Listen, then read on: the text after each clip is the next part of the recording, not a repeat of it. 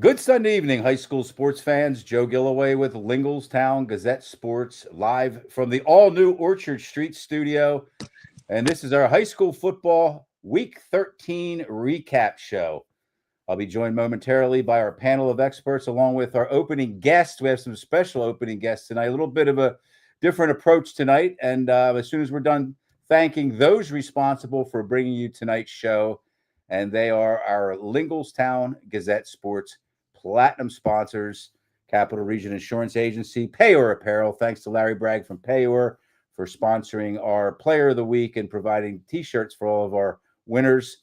Team PA AAU Basketball, Ted's Bar and Grill, The Tire Mart, American Legion Post 272, Crystal Bob at Iron Valley Real Estate, Hoffman Ford, Sam Hartley Decking, and Tonino's Pizza. Thanks again to these great local businesses for their continued support of Lingelstown Gazette Sports and our area's student athletes. We'd also like to thank Penn Live, as we do every week, for allowing us to use some of their photos. They have great photos, great professional photographers, and we love their work. And we do borrow a little bit here and there. So thank you to them. We have, for now, we have Terry Clark Jr., Travis Waters, and the voice of Delco, Dave Berman. I just heard from Eric Thomas. We're excited to have him back. He'll be in right around 6:30. So, fellas, it took 13 weeks, but the rubber finally met the road for many of the state's best high school football teams. This is kind of like the week that separates, a lot of good teams from a lot of other good teams. And it was unofficially week one for some serious championship dreams to be dashed. Teams that were planning on getting there, at least getting closer than this, lost to some really good teams. And we saw significant upsets and 7 undefeated seasons come to an end, and we're going to discuss some of those games, statewide games, in a bit. But first, let's bring in our guest for tonight, and I'm going to try to. I don't think we need much of an introduction, but I'll just tell you that these are 3 members of the Susquehanna Township football team who had a huge win on Friday night. When I say huge, I mean huge. It was against Wyomissing, a perennial state power, and Wyomissing is going to bring it every single time, and these guys brought it too, and it went down to the wire. So we'll let them talk about. I don't want to spill all the beans about the game, but let's bring them in here. We have Josh Nengate, Yep. Torrin Evans, What up? What up? What up? and Jarrett Kern. What up? Welcome, fellas. And what I'm going to do now, I'm going to turn this right over to Terry. I talked to Terry yesterday morning. I usually ask the first question or two, but Terry, I could tell through the phone that you still had a big smile on your face the following morning. So I'm excited for you. I'm excited for Travis. You guys are Susquehanna Township guys. So Terry, why don't you just get it started for us? Yes, as you mentioned, Joe, I was excited. I was happy because I knew today coming on the show, I could talk nothing but good things about the boys from Susquehanna Township, the Hannah, as we like to refer to each other. So before I get started and we get into the game that you guys just played, that was amazing on Friday.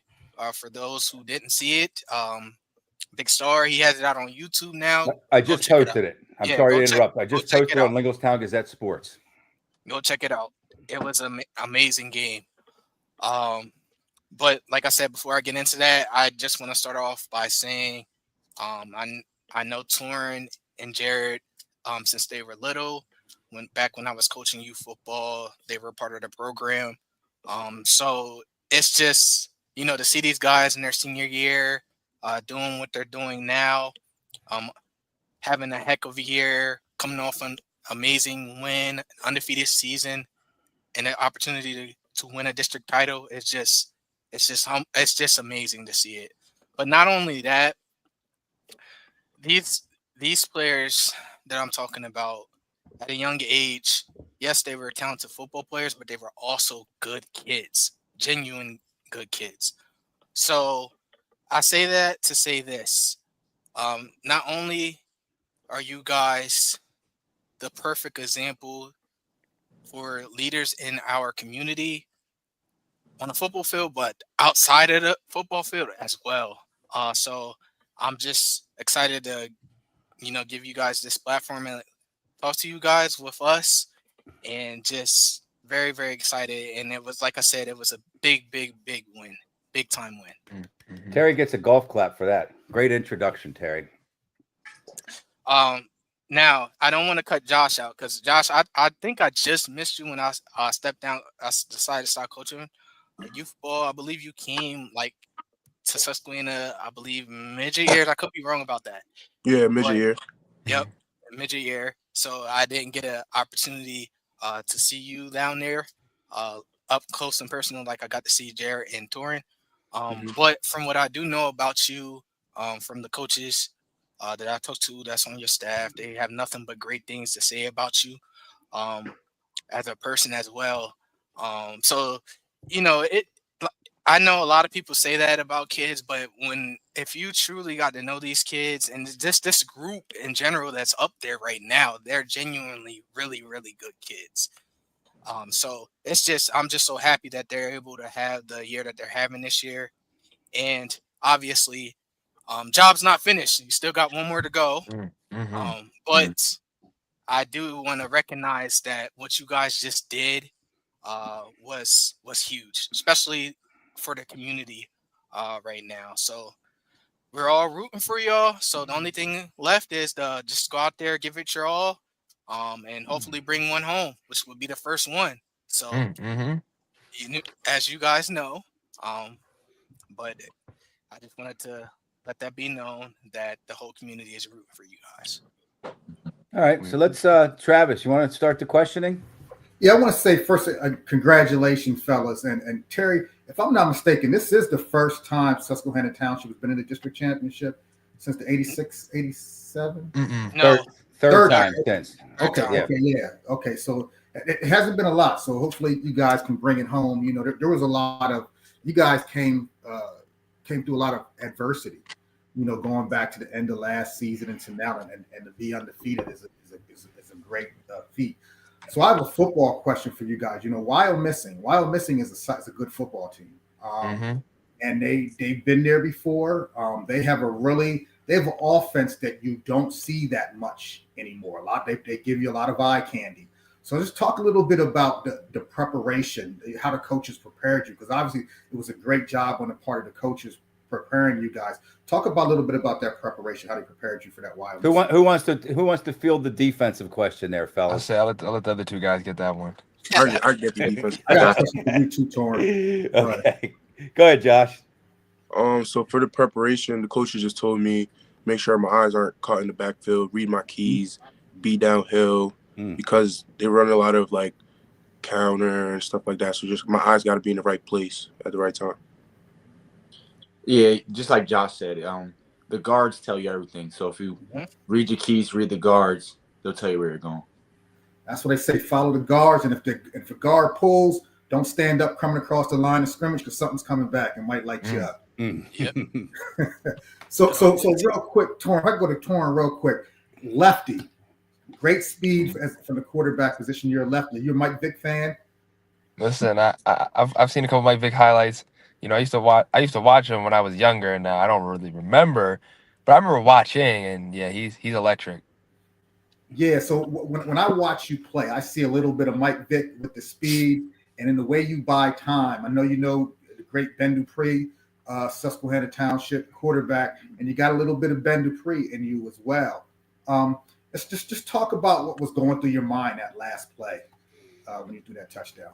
Yeah, you know, honestly, the last play, my mind was just thinking, you know, this is your last time on this field playing here. So, you know, let's just go out there and make it memorable. You know, give your guys a chance. Don't get sacked. Don't throw it out of the end zone. Give someone a chance, and let's see what happens. That's right. And the way you bought time was perfect. Unbelievable. I I can't stop watching it. I mean, that's how. Listen, I don't blame you. I've watched the clip a bunch of times myself. I think a lot of some unsung heroes that, you know, you don't see, but up front, man, we had 3 pancakes by our lineman on that. Our right guard put his guy in the dirt, and then our center and our left tackle came through and cleaned 2 guys up that were right in front of me that could have made a play that would have ultimately ended the game. But because of them, you know, we were able to get the pass off, and then Josh was able to bring it down. And a lot of people also don't see it, but, you know, Jared was running across that middle, and everyone followed him, and Josh snuck into the back And when Josh snuck into the back, I was like, oh boy, it's game time. Let's go. So everybody, 11 players did something to contribute to that score. There's no doubt. And 100%. you know what I thought was pretty phenomenal too is the linemen didn't go downfield. It's hard. It's hard not to go downfield on that, especially when they know you have a quarterback who can run. Right. You could have easily. Not saying you could have easily run it, but you've scored touchdowns from that far out running the ball. Oh, definitely. Yeah. I mean, that to have no penalties on that play when there when you could have anything go wrong. All it takes is one thing to go wrong. Absolutely. And that doesn't happen. And everyone stayed disciplined. No one held. No one did anything, just didn't make any dumb mistakes. Everyone just really locked in. And yeah, there you go. That's how it ended. Unbelievable. How about Dave Berman? It has to be a luxury to have two big receivers like you did, because Josh and Jared, you guys are nice size receivers for high school. Oh, yeah. Listen, it is nice. I'm really impressed when I'm watching. I'm like, man, they're like grown men out there. Yeah.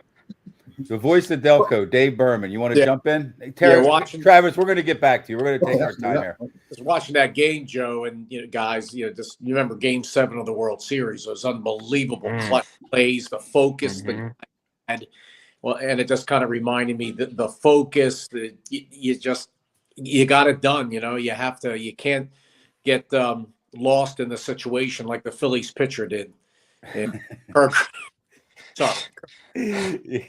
Anyway, that's a good point, though. It is a good point to not get lost in the situation. And probably the biggest sports moment of your life. So just what more can you say? It was unbelievable. Yep. All right, Terry, let's go back to you. Yeah. So it's funny because during that moment, the last play of the game, when you guys called a timeout, I text the guys in the group chat. I was like, hey, this is the game right here. I was like, I believe what's going to happen is Torrance going to buy time.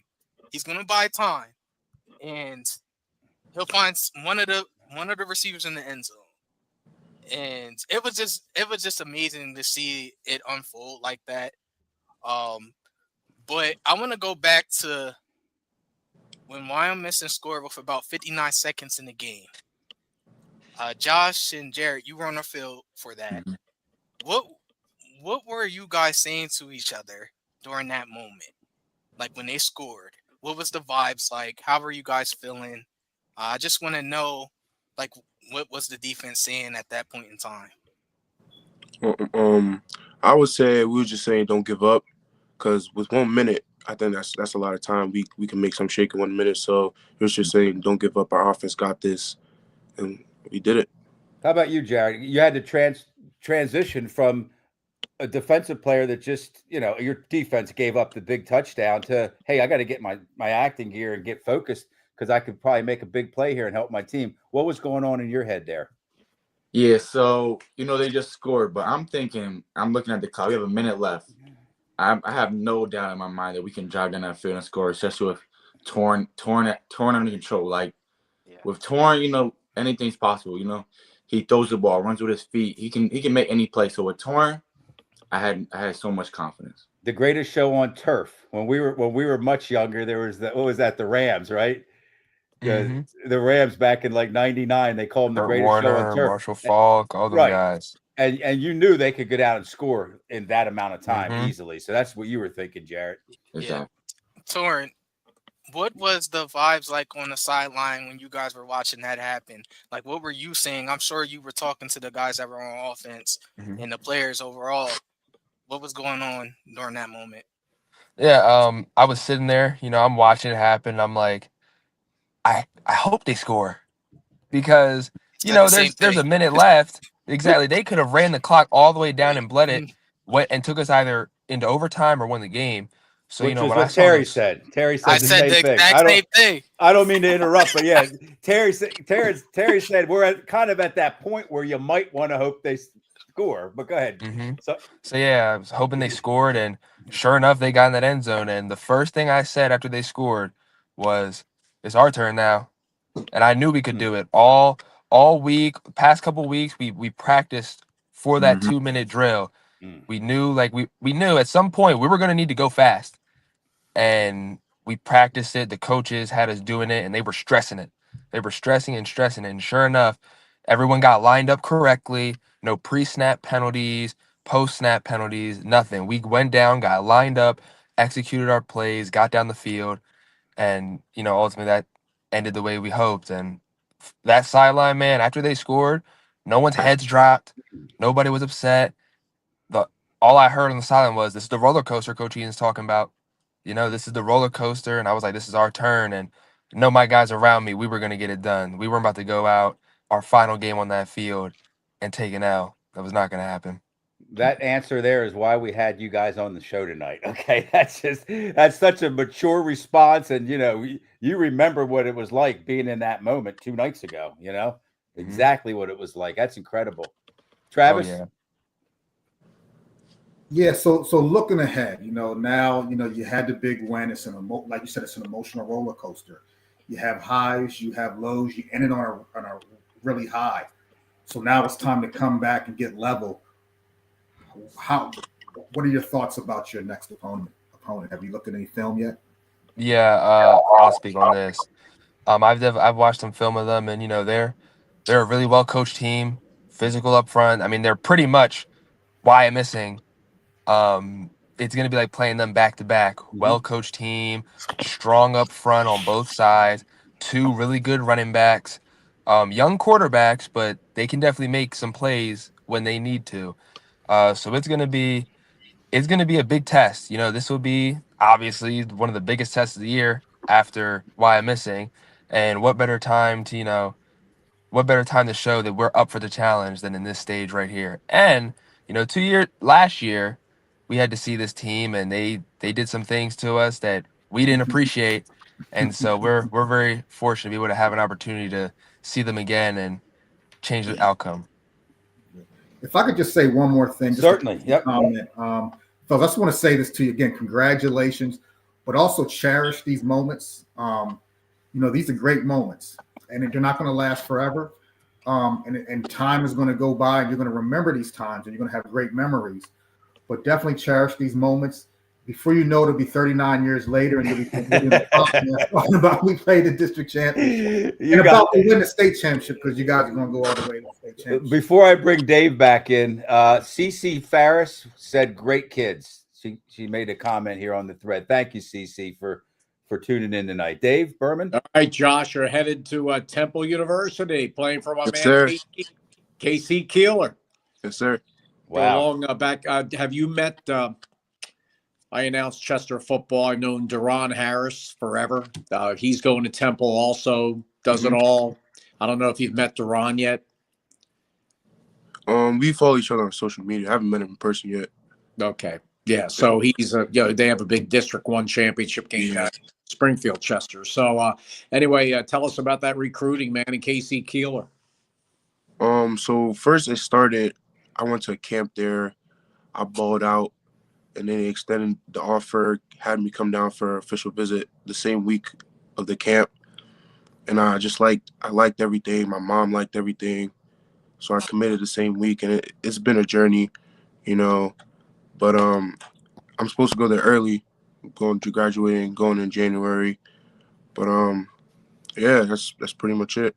Some great guys, great coaching staff. Great school too. Yeah. I'm old enough that I have friends with grandkids that go there. My friends that went there, my friends' kids that went there, now the grandkids, never heard a bad word about Temple, about the experience being in Philly. So congratulations for that, Josh. Thank you, sir.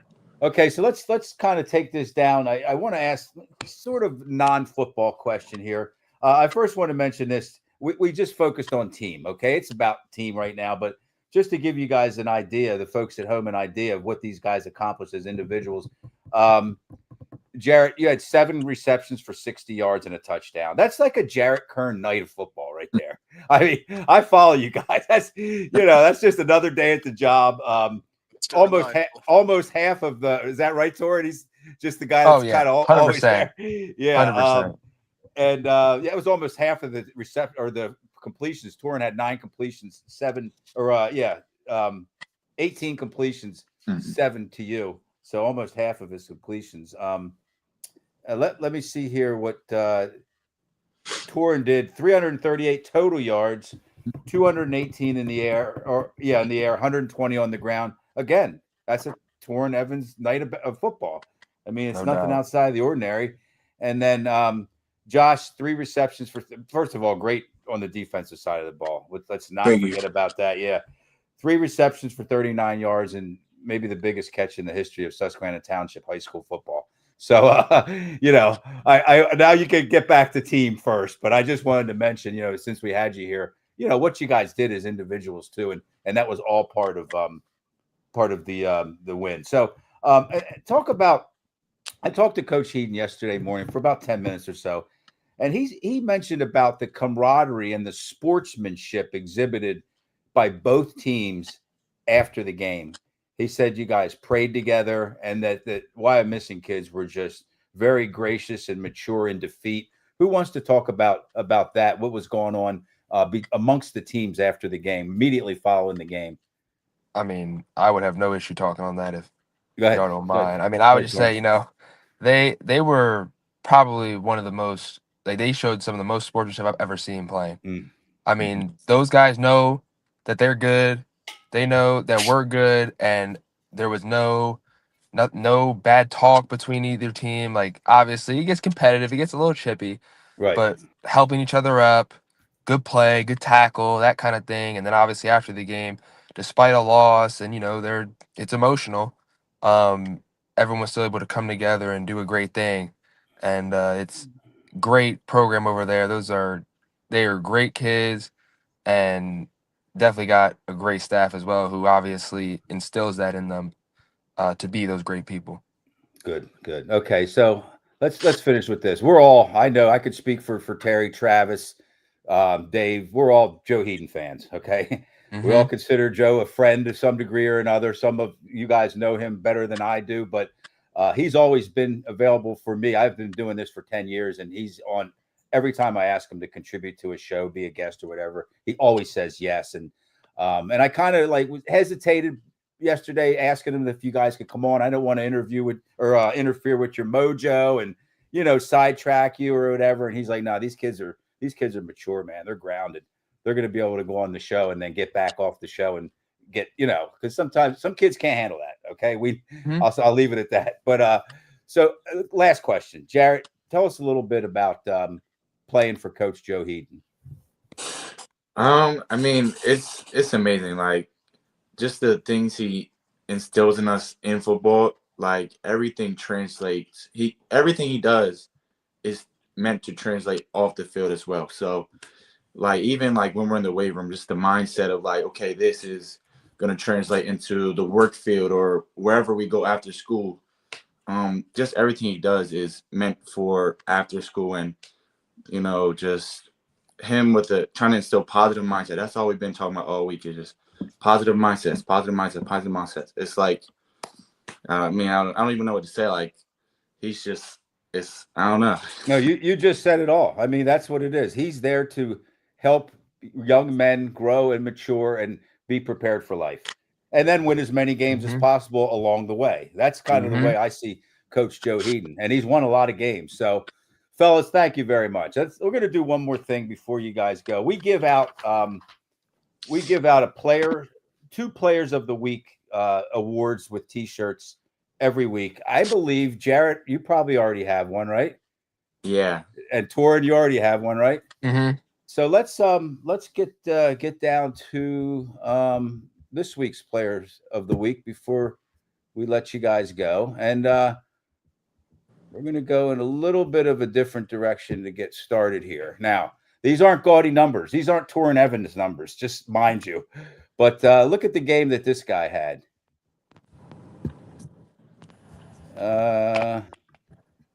Let me see here. That's Sebastian Williams from Bishop McDevitt.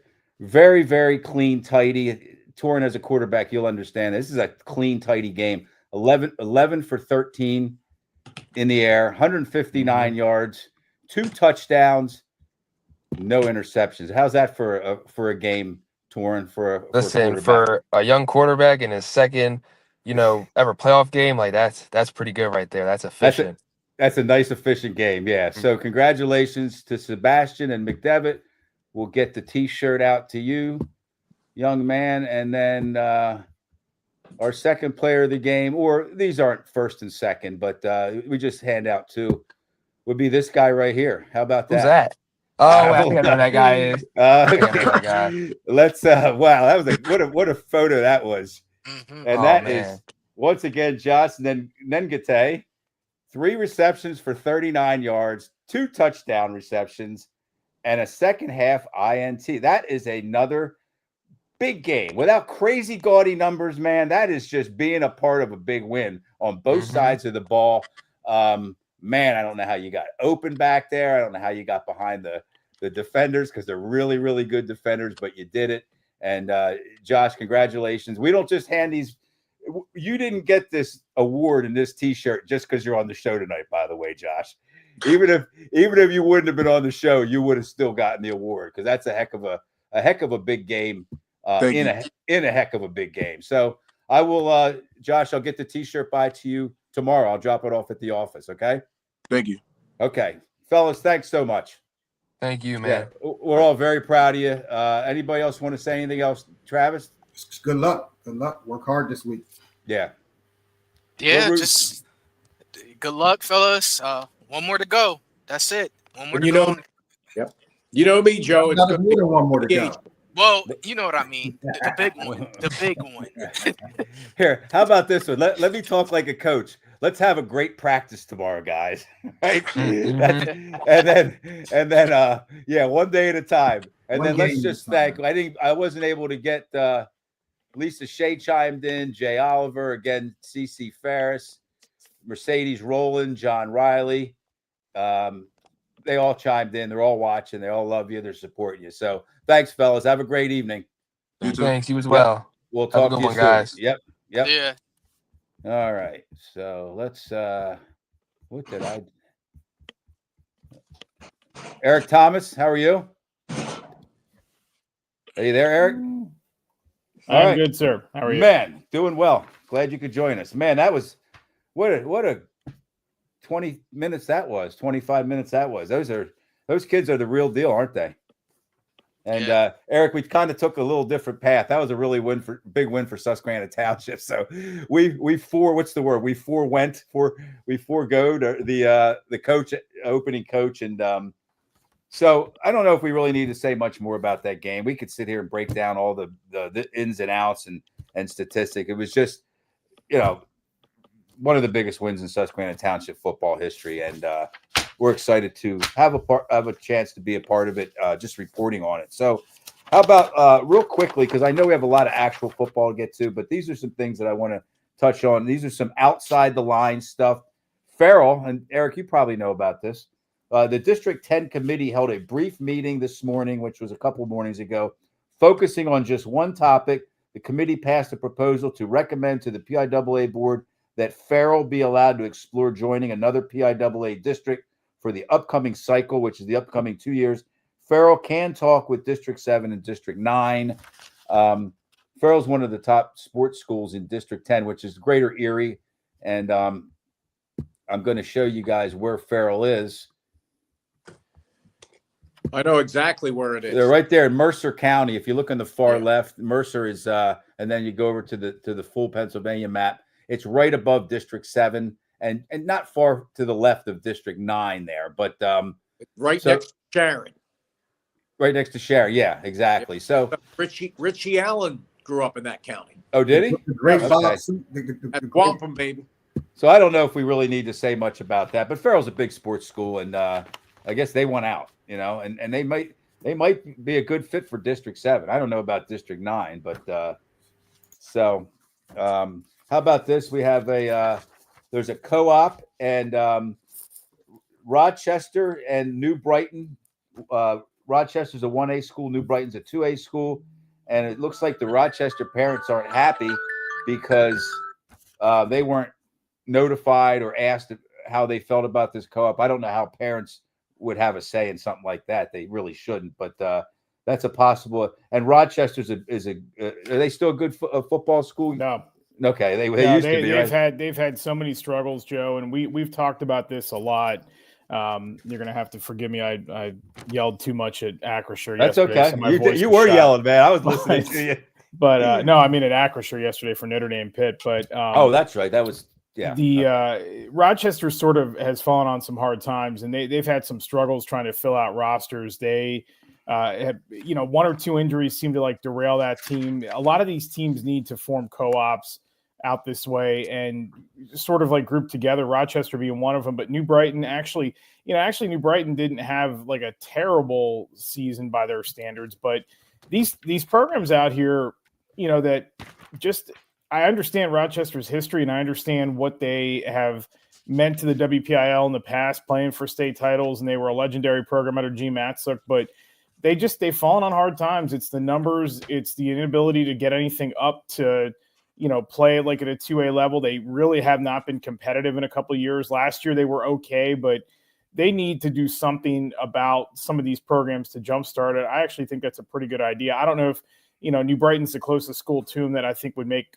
a difference, but you don't need to take the schools like Aliquippa that are good enough and win titles and compete, but the programs like that are having trouble fielding rosters and, Shady Side this year and Fox Chapel and some of these other schools, just don't be hesitant to join up with somebody else and make the quality of your program better and a better opportunity for these kids that want to play football. That's a great point. Yeah, it's about the kids and giving them the environment that they're going to want to be in and going to want to be able to succeed in. So, Eric, thank you for that. I needed your help there. We wouldn't have probably been able to touch on that stuff without you on the show here tonight. How about McDevitt to 6A? All signs point to, or it shouldn't be signs, it's just facts. McDevitt, if they win on Friday, we believe, right, Eric, that they're going to. They are. It's official that they go if they win Friday. Yeah, and I don't know if I'm not saying that they would dominate in 5A, but they would really probably win. Maybe 5 out of 10 years. I think if they had an opportunity to. My issue with the competition thing is not that it doesn't work, because it seems to work for what they want it to be, but at some point, the more you put these teams up and push these teams up, what's the end game with it? I mean, you're gonna end up having an overloaded 6A classification, and 5A is good without them. 5A is great without them, actually, but at some point you're gonna start robbing Peter to pay Paul, so to speak, and you're gonna put too many of these teams in 6A. You're gonna have a great 6A, and then some of the other classifications are gonna suffer for it. And what's the punishment for them? And we've talked about this in the past, but what's the punishment for a team that does the exact same thing that McDevitt did this year? As far as like getting transfers in and having success, once you hit 6A, you can't go anywhere else then. Nowhere else to go. Yeah, what's the point of it then?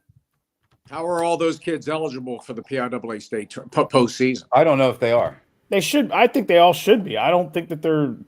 I think it's ridiculous that you would tell somebody that they can play 10 games. And I mean, the 10 games is good enough that they can still put things on tape and get recruited and all that. But I just don't understand the point of having, you're allowed to play 10 games and help a team get to the playoffs, but then you can't help them in it. Yeah. I don't get that. Eric, I agree with Eric. That's what happened with, I want to tell you, LaSalle kid, the LaSalle college kid, he's ineligible for the rest of the playoffs. Which player is that, Dave? Ride Key, he came in from Imhotep. Okay. And then Mason Weiser from Central Dauphin, he transferred from it wasn't the top IMG, but an IMG down in Florida, moved back home, played for his home school, and it was ineligible. So we're gonna have Dr. Bob Lombardi on this show here. Probably not with all of us. I'm gonna do a full length interview, and he's on his way out, and he's retiring, and we're gonna ask him, how things, at least on the surface, don't seem consistent. Okay, is that the right term there?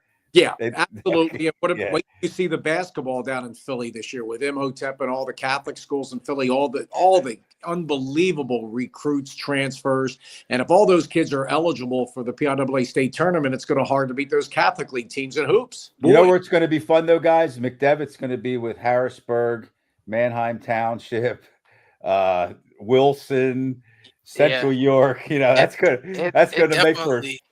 It definitely helps District 3 6A for sure. Yeah, as far as from a competitive standpoint. Okay, Dave, let me ask Dave a question real quick. Go ahead, Eric. Dave, listen, what from a I would basketball say- standpoint? What's Dave. that? I don't like talking over you guys. No, Eric's I- asking you a question, Dave. What? What these kids that played in basketball for 6A and like the other classes in Philly, do they care about winning a state title, or is Oh it my more God, of, yes. So you don't think that it's more of a, because I've heard numerous coaches tell me that they think like, you know what, once they get that Catholic League title, they feel that that's bigger than the PIAA one. Well, I've heard look that how too. many teams won it last year. Philadelphia Catholic League. And went and got there without having some of those kids eligible too. Yeah. Not last year so much. I know, but Roman had some hits and almost won a couple state titles, but they were a lot of kids taken out.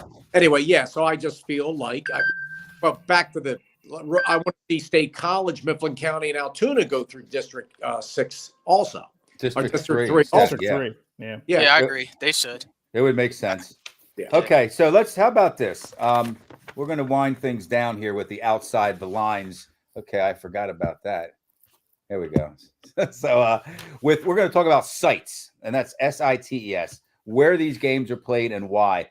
The first thing is that just because a site is considered neutral, and I'm only mentioning this because people are up in arms. That doesn't mean it's going to be directly in the center of the two schools. Okay. Yeah. It's impossible to do that. Well, not impossible. Maybe it happens every now and then, but I think we all here know that you have to have a school or a site. It's not always a school. It usually is a high school. Sometimes it's a college, but that's willing to hold the game, that's prepared to hold the game. You have to hire people to run the concession stands, the ticket booths, security. You have to have the field. There's a lot to do. And I saw some people saying, our guys had to travel, 55 minutes. The other school only traveled a half hour. And so, the deal there, Eric, you cover games, more than we do, more intimately than we do. They just have to find somebody that's willing to do it, that's qualified, right? Your site has to be qualified too. Yeah, and the other issue, like we had a lot of issues out here with some of the site selections for the WPIL playoffs. I mean, 2 weeks ago, Newcastle and Aliquippa was at Elwood City, which not a lot of people might be familiar with. Nice stadium. I mean, it really truly is a nice stadium. Sits in a nice neighborhood, very old school. But, had that been a good weather game, there's no way that that stadium should have held that game. If more people would have been there, that was the Friday night where it was kind of sloppy out and rainy and everything. It definitely hurt the crowd. But, I mean, you're asking Elwood City to send their staff there to run that event. And Elwood City was playing in the WPIL playoffs that night. So the people at the concession stand, there was only one concession stand there. The parking for a game of that magnitude, atrocious. Like they could not handle the parking for even the crowd that they had at that game. And then, you go to the concession stand or whatever to get a cup of coffee, and half the people are paying attention to the Elwood City game because they'd rather be there. So some of the things just, kind of led me to scratch my head about, why we're putting them there. I think it's a bigger issue when it comes to the district level. And when you go neutral site like that, I honestly think that a lot of these districts need to look at letting the higher seeds host their own game until you get to a final. And then you put the finals at a neutral site, and a team, if, for instance, yesterday, Pine Richland hosted the two WPIL title games that were yesterday. There's the two yesterday and then four more next weekend. But they, if Pine Richland's in the final, then you got to move it somewhere else. You can't have them playing on their home field for a championship. But I really think that they should cut this down. And if you get a higher seed, I think you should just host throughout. I mean, we do this at every other level of, I guess not every level, but, NFL. I mean, if you win the number one seed in your conference, you host until you're knocked out. Right. So why you don't go to a neutral site till you play the Super Bowl? So why not reward teams that have higher seeds and let them host throughout the whole thing? If you win an 8-9 game and you go play the number one, then yeah, you got to go on the road. But so what? You go on the road 5 weeks out of the year anyway. What's the difference? I think that needs to be addressed, because some of these neutral sites, especially for the districts out here, we were scratching our head as to why they were putting games where they were. Absolutely. Dave Berman, how about Roman down there? Those fans were kind of up in arms, having to go to the District 11 champion 2 years in a row, right? As you said, you did the research. I did the research. and they just didn't have a field available. Didn't really matter much as they won 42 to they were up Absolutely. 40 half, and we'll see how they do this week against a powerful Hollidaysburg team that can bring up a lot of points. A rematch from last year's 5A state quarterfinal. I'm excited for that game because District 6, man, whatever you State College is there, Hollidaysburg, it's great football out there, isn't it? Yeah. There's no guarantee just because now Roman Catholic does not have a field. They use Widener University, right? Yeah, they used to have a field, a really nice facility in Conshohocken, if you guys know that. Yeah, there's no guarantee that there's going to be a field down. You have to have the field ready. You can't say, hey, PIAA, we'll get back to you. Let us make some calls. You know, you got to have a field ready that qualifies, that meets all the criteria. So anyway, I don't think I know nobody was picking on Roman Catholic, and you know, they came away with a big win at Whitehall or at Whitehall. Yeah, it was Whitehall. It was against Whitehall. Okay. Let's talk about some football now, guys. Let's get back inside the lines, so to speak. And we had already in the books, we had the Steel High was a champion. York Catholic was a champion. And who else? And now Trinity is a champion. So that's 3 and what do we have? 3 left, right? 4, 5, and 6. But we're getting the final we thought we were going to get in 6A. Let's talk about 6A first. And that's going to be Central York and Harrisburg. They both won big. Central York's won 2 games now, both of them 42-7. First over Cedar Cliff and now to Wilson over Wilson. And then Harrisburg, I don't have it in front of me. I think it was 34-7 over Manheim Township. Harrisburg, you know, and I'm going to say this, you guys watched the game, I think. They didn't look great, and they still won 34-7. Travis, tell us what you kind of capsulize it, nutshell it. What did you think yesterday of the? Yeah, so no Kevin Brown yesterday, but I'll say this: like offensively, it's the penalties. You know, when I watch it, you know, they're going to have to adjust. It's like a basketball game; you have to adjust to how they're calling the game. So you know, no one has stopped Harrisburg's offense. Harrisburg has stopped their own offense. You know, I think they have to just settle down. They got to stop. They got to stop with the penalties. Crucial penalties too. I don't mean to interrupt. Crucial penalties. Yeah. Also, their don't going to take the deep shot. They have guys. You're not going to find a team with more athletes that they have at the receiver position that they could just get in the middle of the field and just give a 7-8 yard pass to, and they can take it to the house. You don't have to take a deep shot to Elias Cope. I mean, you have phenomenal athletes where you just dink and dunk. But I will say this: defensively, that was an absolute elite defensive performance. I think Manheim Township had 27 carries for about 34 yards. The Harrisburg linebackers, Rick Brown, Noah Yule, and then now PJ Dent with Messiah Mickens being back, PJ Dent's playing linebacker. They were ferocious. And I'll tell you, watching that game, even though Harrisburg didn't play well offensively, when they got that pick six and they came down, kicked the ball off, and destroyed the kid from Manheim Township. Which pick six? There were two. Oh yeah, the first one. Yeah. And they came down to kick off and just let the kid. I was surprised that kid got up so quickly. He got hit hard. I think the game was over. I think Manheim Township, we do not want any of this. The game was over at that point. Right. So we don't have to dive too deep in that. Travis, you just kind of capsulized it there. I'd say Harrisburg has to be the favorite. I think Harrisburg's the favorite. I said it 3 months ago. They're the favorite until the state semifinals, and then it could be like a pick'em kind of scenario, or they might be the favorite against Pitt Central Catholic. I'm not sure. But do we all agree that Central York's playing really good football right now, and they have some talented athletes? Yeah, they do. They do. It's going to be interesting to see how they match up front, especially with Kevin Brown being back. Because I'm watching Manheim Township, and I know it was early in the season.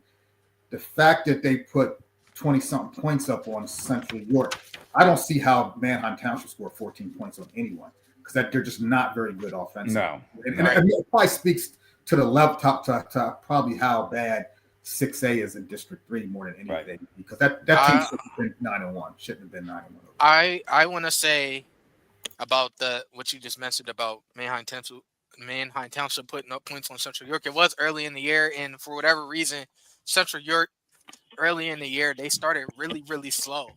But I mean, they still took care of business in the second Yeah, they half. struggled against Central Dauphin. They only Yeah. went up a touchdown in the fourth quarter against Central Yeah, Dauphin. so That's with respect to Central Dauphin here, Right. you know. right. But now, I mean, they're clicking. I mean, they're really, really good. I mean, for the most part, I think everyone projected that this will be the final that we have. I look forward to this matchup. I like Central York. I think this is one of the better teams that they have had in a while. The question will be, as we know, is what will the trenches look like? That's where the game will be won or lost. If Central York can hold their own versus Harrisburg in the trenches, now it becomes very, very interesting because on the skill side of things, Central York has guys that can make plays, and defensively, they have some guys on the defensive side of the ball that can play. So Harrisburg, like Travis mentioned, they're going to have to adjust to how the game's being officiated. They have to eliminate those penalties, which kills drives. They're costly against the better teams. That will hurt them. So it's going to be a very interesting game. I do think it should be close, but I do think Harrisburg should be the favorite because, I mean, they have to be at this point until someone beats them. I agree. They have to be the favorite at this point. So it can't be first and 20, first and 25. That's just not going to get it done. Second and 20. Right. That's just not as you move up. When you're against a Manheim Township, a Central Dauphin, that's going to be fine. But against the Central York, if you beat Central York, you definitely can't do that against Pittsburgh Central Catholic because let's face it, Central Catholic will be favored in that game. Right. Okay. So let's just run through the rest of these. Just give you scores here. Of course, we know that Susquehanna Township, big win over Wyoming, missing in 4A. Twin Valley just manhandled. West York was with them, was tight for a little while, but 45-14. The cream rises, and it did in that case. Trinity, congratulations, Coach Kevin Yarnovich and his guys. 17-0. Man, that defense was stingy. I watched that whole game. Great job, Trinity. Against Berks Catholic. Yeah, they hit hard, man. Somebody's instilling in them, in that Trinity team, how to tack the ball and hit people hard. That just is one of those defenses that you go, wow, man, they get it. That's how defense is supposed to be played. So, all right, let's go statewide, guys. We had 7 teams lose their undefeated status, which means they lost the rest of their season, and they were Parkland, New Oxford, Notre Dame, Green Pond, Schuylkill Haven, Bishop McCourt, Fort Cherry, and Line Mountain. So a lot of good teams, and I mentioned at the top of the show, and Eric, you know, you're out there with you see games that we don't, and we follow them, but there's some teams statewide that were all in for a state championship, and they're home now. You know, Eric, out there, tell us a little bit about out that way, Western PA. Who's sitting there licking their wounds and going, man, what happened to us? Well, I don't necessarily consider what Aliquippa did an upset because if anybody had followed them the last couple of weeks, I think that they were sort of back on track. This is a different Aliquippa team than what we've seen in the past. They're more all business approach. They're not the, kind of like trying to get inside your head type team that we saw a couple of years ago with Cam Lindsay and all those guys. So I really don't consider what they did to McKeesport an upset. And when I saw how they were 2 weeks ago against Newcastle, I thought to myself, yeah, that team's probably going to go win it anyway. Now, can they win a state title? That's going to be it remains to be seen just because I wonder long-term what that knee injury with Marcus Council is, how he's going to be able to hold up, if anybody can get a pass rush on him. He can move, but he can't move like he could before the injury, but he moves enough to extend the pocket, but to take off and be a pure runner, I don't think there's any chance that they would want him to do that. But their running game is so good. Their offensive line's massive.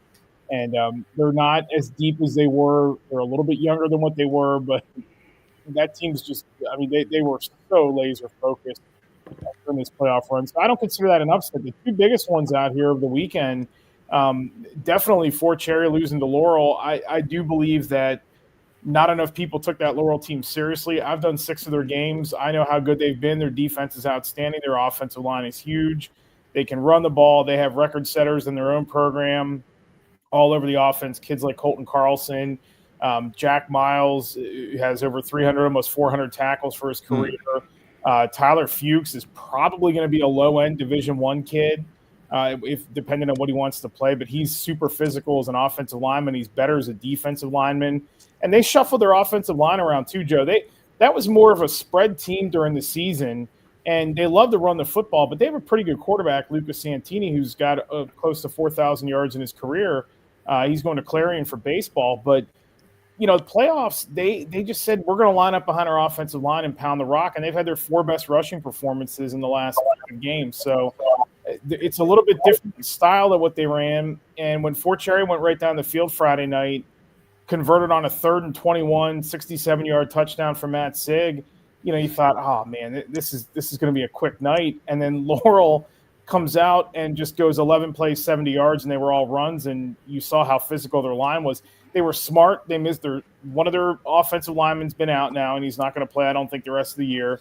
And they shuffled some guys around. They took their biggest offensive lineman. They put him out at a tackle spot.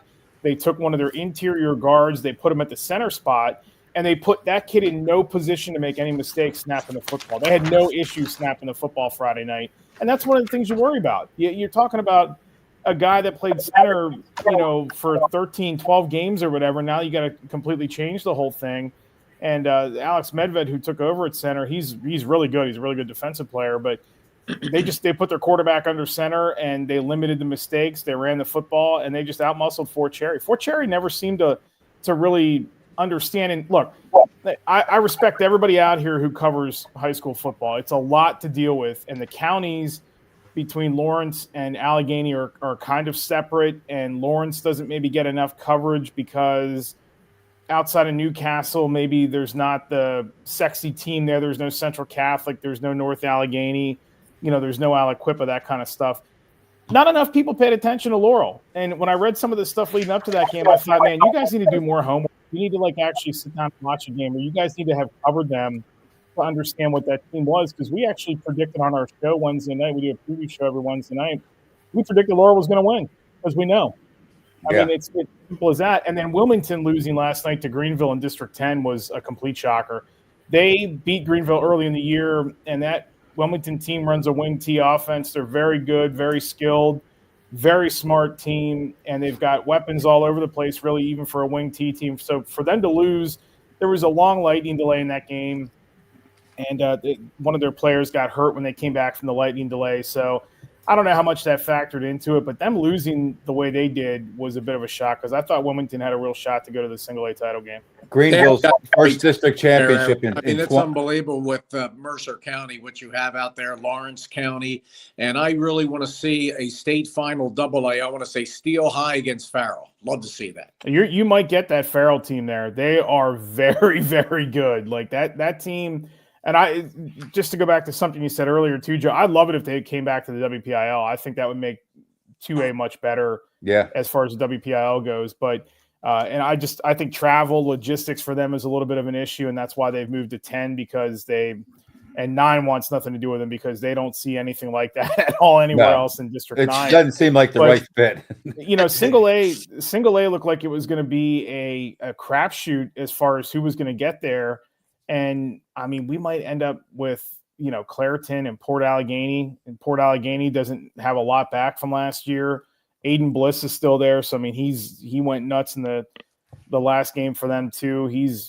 People that watched the state final last year remember how good he was, but it's still kind of anybody's ball game. I'm not going to say that Clairton's a super heavy favorite against Laurel. I think that Laurel can win that game too, but it's going to be a little bit different than Fort Cherry. And then nothing else really. I mean, again, I don't think the Aliquippa thing is that big of an upset. The top seeds get to the final in AA. The top seed gets to the final in AAA. Avonworth. 5A was a little misleading. I don't think a lot of people considered Moon to be as strong as they were, but they were very, very good. They got a good quarterback, good skill players. They pushed Pine Richland to the limit. And then they did. 6A, no surprise. Central Catholic, that was a foregone conclusion. Yep.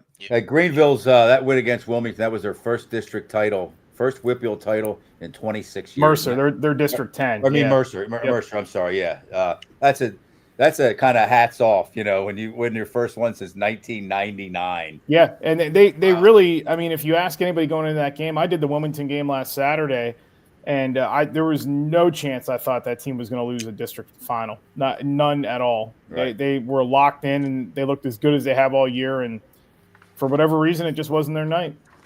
Dave Berman. Can I mention one thing real quick? I'm sorry, Dave. Go ahead, Travis. No, you go ahead. You were talking about McKeesport and Aliquippa. Anyone who, if you want to see an old school paint swapping, small town football game, go on YouTube and watch the Aliquippa McKeesport game. Pine Richland, and I've never been there, but it looked like a great facility for a high school football game. It is. Those kids, you talk about pride and who they were playing for. Yeah. You talk about hitting. Keemon Spell is probably the best running back I've seen all year. And I've seen that the kid from Aliquippa, about 150-pound cornerback, comes up and meets him on the goal line on a 2-point conversion. That was just a tremendous football game, fun football game to watch. If anybody wants to see good football, go watch that on YouTube. I had a lot of fun watching that game. I watched every second of it. And let's finish up, and then I'm going to bring Dave in. Was that, other than the fact that, Eric, you mentioned it, or you questioned it, other than the fact that Aliquippa was already up 2 points when that play went down, that it was a 24-yard touchdown pass, 48 yards in the air, mind you. Was that one of the greatest plays you've ever seen in high school football? It was one of the greatest I've ever seen. You know what? I don't know if I'd say greatest ever. It'd be kind of tough to measure that. I'd have to think long and hard about some of the stuff I've seen, but certainly it couldn't have happened to of course it's Aliquippa that did it. Yeah. It's just, yeah, right. Like and of course they win their 21st title. Like why would it be any other program besides them?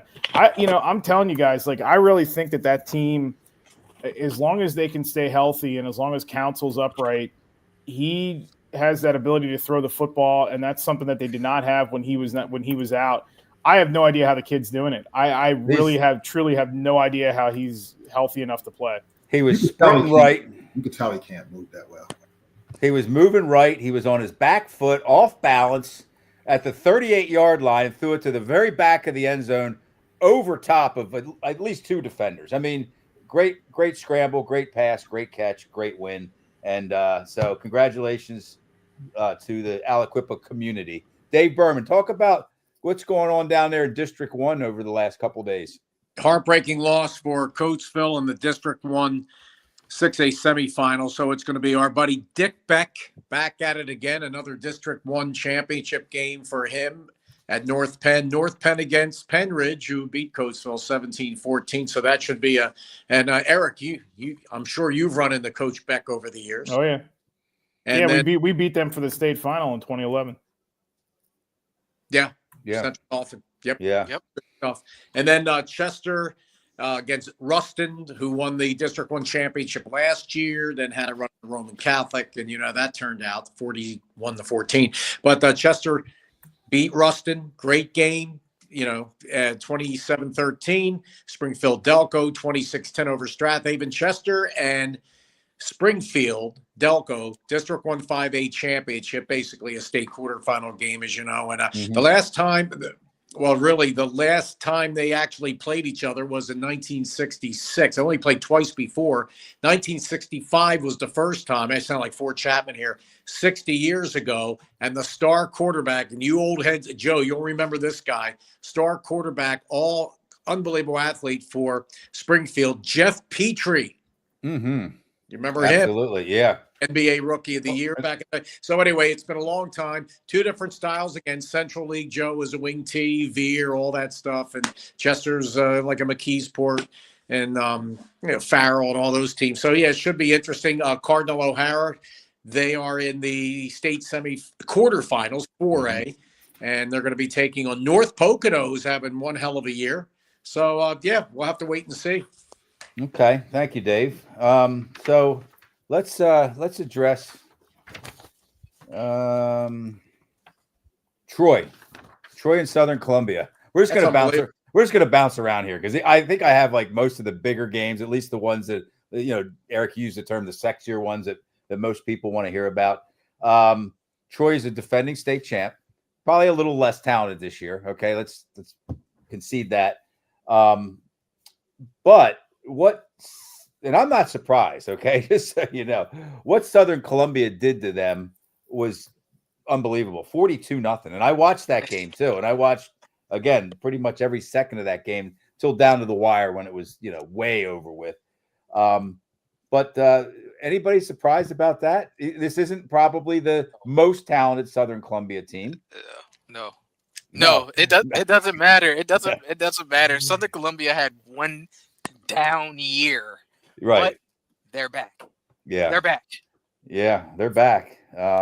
And that's a big, big win, Troy was the third defending champion to get bounced out of the postseason.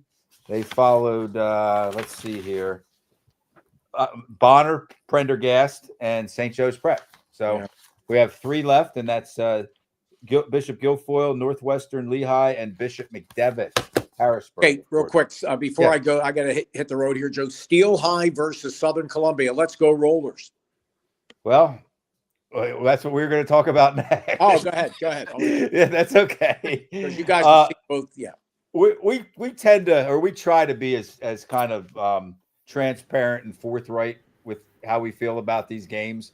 What does Steel High, Terry, Travis, what do they have to do to just stay in this game at least? Does anybody have any ideas for now?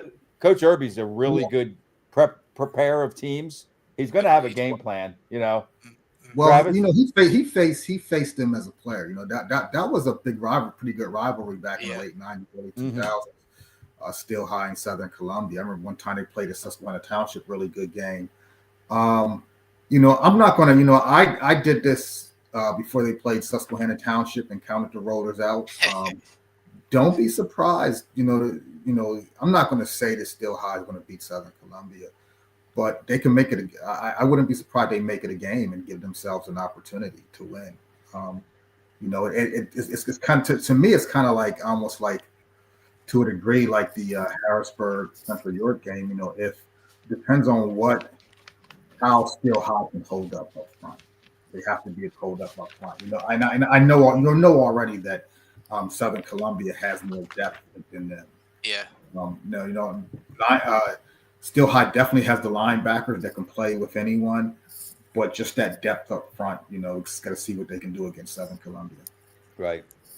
To piggyback off Travis in regards to the Steel High Southern Columbia game, I do think, like he said, like I can't count Steel High out, man. I mean, we did that with the Susquehanna game. They showed up, they had an excellent game plan, and made it pretty competitive against a very good Susquehanna Township team. Like, that team's good.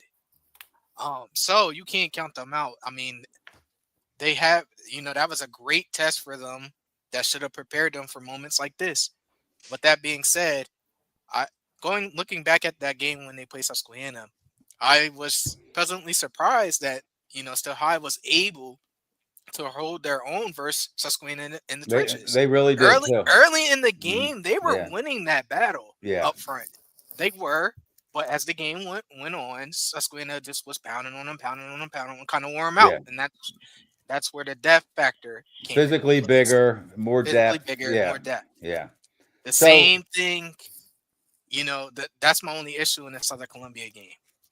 So I don't want to use easier is not really the right term, but yeah, I'll say it. Things got a little easier for the rest of the field in 2A. Number 1, number 2, and number 3 statewide all lost. That was Schuylkill Haven, Troy, and Bishop McCourt. So now it's late in the season, and these teams that are still that have survived, they're probably a lot better than they were, a month ago or even 2 weeks ago. So Farrell's left, Southern Columbia, Williams Valley, Richland, who beat Bishop McCourt, and Seton LaSalle, in addition to Steel High. So that's who's left in 2A. And how about the Roman Catholic? I mean, there's not a whole lot to say. Let me say something about Samaj Beals, Roman's quarterback. I wasn't able to find his statistics for the game against Whitehall. Entering the game against Whitehall, He had a 27-1 touchdown to interception ratio on the season. Okay.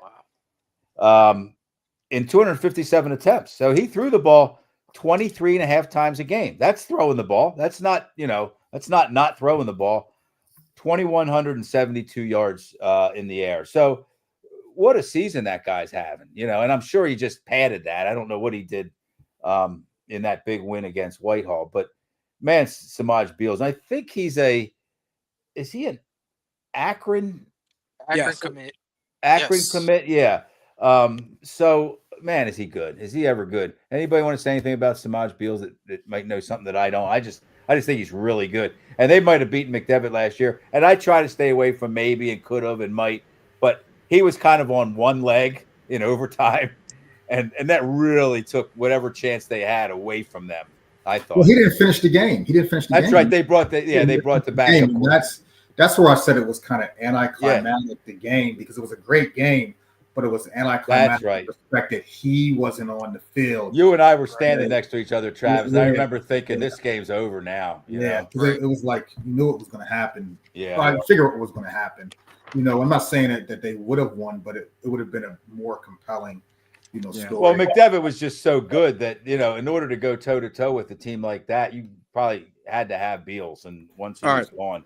So Beals on Friday night. Excuse me. Beals 9 for 13 passing and 199 yards. Okay. I'm sure no interceptions, right? 9-13. Looks like 9-13 and 1 touchdown. Okay. All right. So all he did was make those stats even better than they were. Okay. So anyway, it just got, like I said at the top of the show, things just got really interesting as far as 8 top 5s in the state loss, 4 number 3s, 1 number 2, 2 number 1s.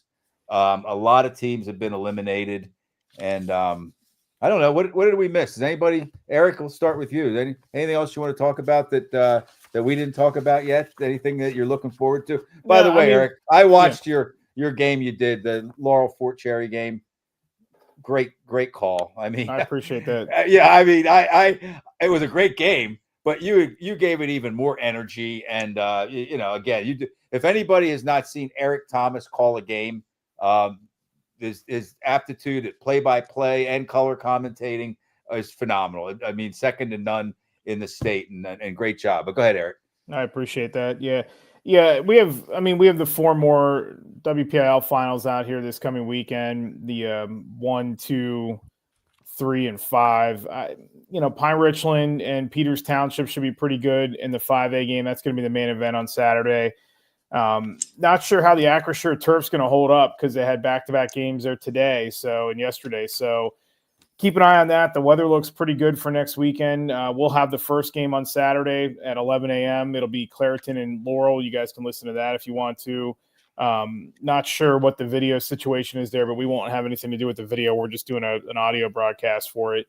But after that, it's Steel Valley and Seton LaSalle. That'll be a heck of a matchup. Great defense for Seton LaSalle. They can run the ball very well too. Surprising maybe that they're where they're at because of what happened in the offseason with them and Khalil Taylor and Anthony Smith and Trey Littlejohn and all the guys that ended up leaving from there to go elsewhere or didn't get the chance to go there.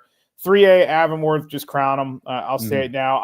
I'm not a huge believer in that Amani team. I know a lot of people have been speaking highly of them, and they have a lot of talent. They really do. But this Avonworth team, if they mercy rule Amani, I wouldn't be stunned. And I do mean that with a lot of respect for Amani. But Avonworth is just on a different level right now. They've been the favorite all year in 3A. They're probably going to continue to do that. And then I think throw a dart for 5. I don't really lean one way or another for the 5A game.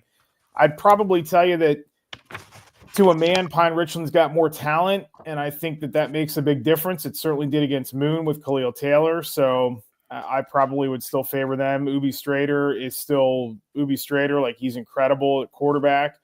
Pine Richland, the times that I've watched them sometimes seem to, and I don't think this is necessarily a bad thing, but they seem to get a little bit about themselves too much. Like they get a little bit too much into themselves too much. And this Peters team's just been handling business all year. I mean, what they did to Upper St. Clair Friday night, they pulled them apart. I mean, Upper St. Clair was talented all year long. Ethan Hillman's great quarterback, school record setter there passing, but they just didn't care. I mean, Upper St. Clair never had a shot to stick around that game. That's a really talented Upper St. Clair team. So I don't really have a lean one way or another in 5A. I think that'll be a really good game, though. Okay. The only thing I'll follow college, up there, Dave, give me just a college second. hits, Dave, huh? give me just a second. I just want to follow up on one thing Oh. for those at home. I like the teams that lost last year. Avonworth's one of those. That's a good point. When you lose a state championship the year before, you return a lot of talent. Now you have a lot of experienced talent. I'm kind of leaning towards that team a lot. Dave Berman. Real quick before Dave jumps in there, I like to piss him off by cutting him off, but you bring up a good point there. But I'll say this: it looks like anyway that we're going to have some different games in these state finals. There's obviously no St. Joe's Prep. There's a chance that whoever wins WPIL 5 might knock off a McDevitt if they get to them and prevent them from going back. Maybe Roman still gets there. But can we please get Northwestern Lehigh and Avonworth in a rematch in the 3A title game this year? That's all I'm asking for. Just give me that rematch. Yeah, that'd be a great one. Dave Berman. All right, Still State College. Another one for the ages, State College against Pittsburgh Central Catholic. Wouldn't that be unbelievable? State College in Harrisburg, a Western final. I don't think that's going to happen. I can't see that happeing either, to be honest Not with this you. year. I mean, Pittsburgh Central Catholic. I'm going to fourth that. Maybe next year. Pittsburgh Central. I'll be the only one. State College is going to win that game. Dave. Pittsburgh Central Catholic was better. I mean, State College was better last year, and Pittsburgh Central Catholic dog walked them. Yeah. I just don't. I don't see it happening.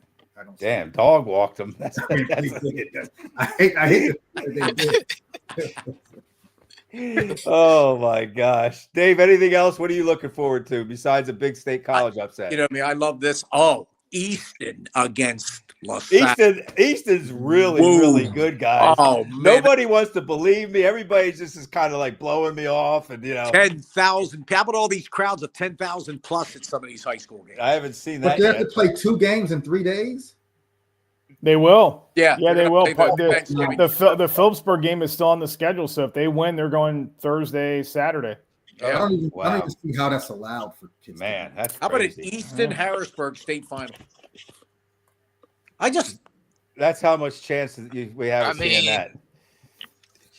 It would be nice, but the old days public schools. Terry, you're up. What are you looking for? That, Dave, it would be. It would be. It would be great to see that. Terry, you're up. What are you looking forward to? We know one of them, Susquehanna Township. What else is out there? Yeah. So I'll bring it up since you mentioned them. Susquehanna Township versus Twin Valley. I think that's a huge game for District 3. I think it's going to be a really, really good game. I just want to make one quick note about Susquehanna. This year in this team, it just feels different. This group of seniors, it feels different. That the last play of the game kind of says it all about how tight and how everyone is on the same page with this group and the staff. So you shouldn't count them out in this game, especially with Torrin as their leader. He can make things happen when things seem in doubt. I'll buy that. I'll buy that. I on paper, and if games aren't played on paper, we know that Twin Valley's really, really good. For those who are sitting at home going, "Who's Twin Valley?" They're coached by Brett Myers, who's a great coach. We had him on the show about a month and a half ago, and they're just tough. They're just a really good football team. You watch them and you say, "That's how football is supposed to be played," right? Yes, sir. So yes, Terry, sir. Jay Oliver says, "Terry, what's the bet for Friday? Loser buys dinner." Love the show. Love the show, fellas. Yeah, he's a Twin Valley guy. If you okay, all right, noticed. All right. So, and then Travis, what are you looking forward to? I'll say this. I'm looking forward to. I'm going to go out of my word. I'm looking forward to Chester. All right, good. I'm looking forward to Chester. I would love to see Chester advance. We had Coach Dennis Shaw on last week. He's happy. He's ready. He's got confidence. So, congratulations to Travis and Terry, both Susquehanna Township guys.